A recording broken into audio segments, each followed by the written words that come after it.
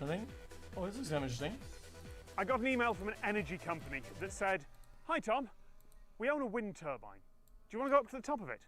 And of course I said yes, but then I asked, could I leave by the emergency exit? And for some reason, they said yes.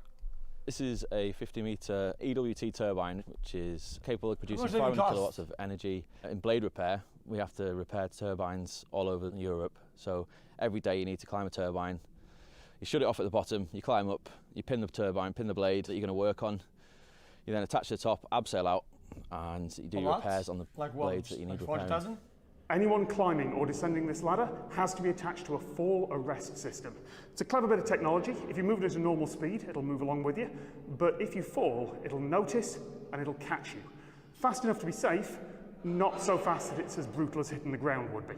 On the ladder that we climb up on the inside, there is a fixed steel cable, and on this you attach a slider, which is a metal device. You open up a gate inside, this is where the cable runs, and the gate then closes onto the cable.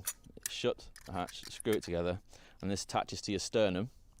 So as you're climbing up, this will follow you up the cable, and then if you fell, it would lock into position, it'll brake. That's your braking system.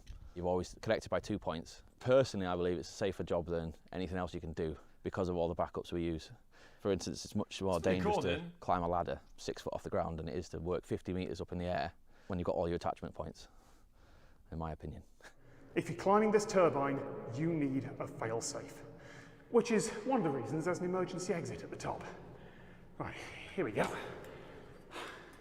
The emergency descenders come in different guises, but the one that's up the top there, we only train with it once every 2 years because it's always the worst case scenario if you have to get that out.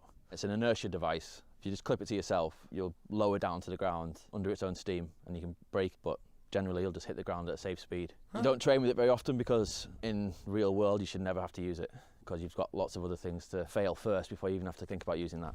There's instructions written on it as well on how to use it. So step to the left. Wait, you know what? Yep.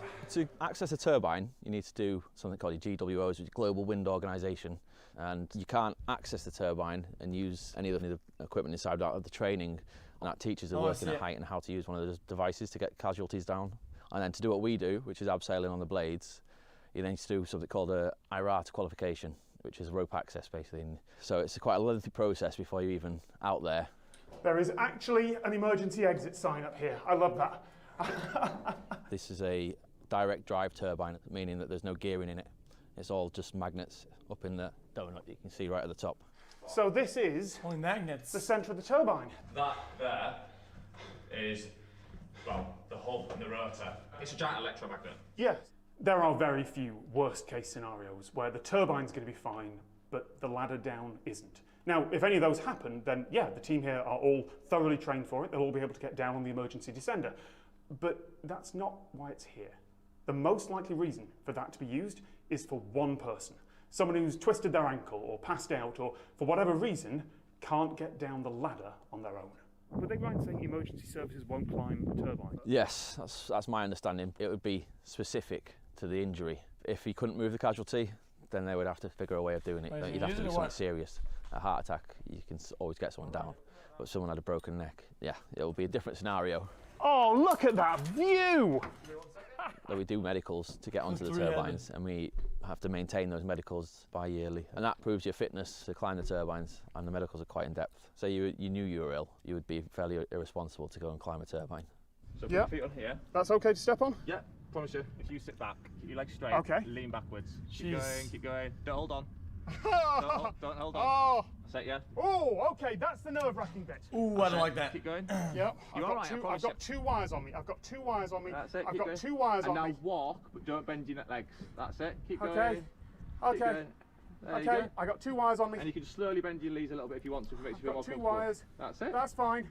Okay. Happy? Happy? Guys, this is really scary. See you in a little while. Okay. One thing I should mention in voiceover, because I forgot to say it while convincing my brain to switch from trusting my legs to trusting the ropes, there is a way to get someone onto the descender if they're out cold or they can't walk.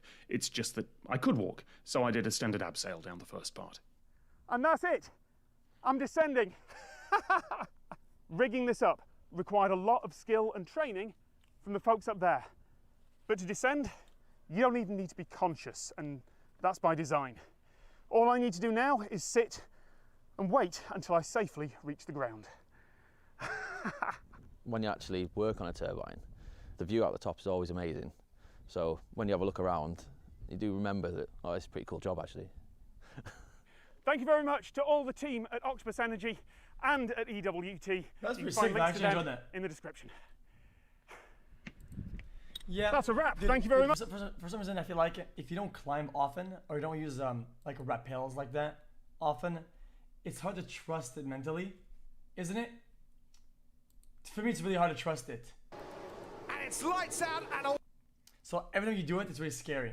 And I'm not scared of heights or falls, whatever. But that right there, just taking like the backwards leap, I fucking hate it. I don't know what it is about it.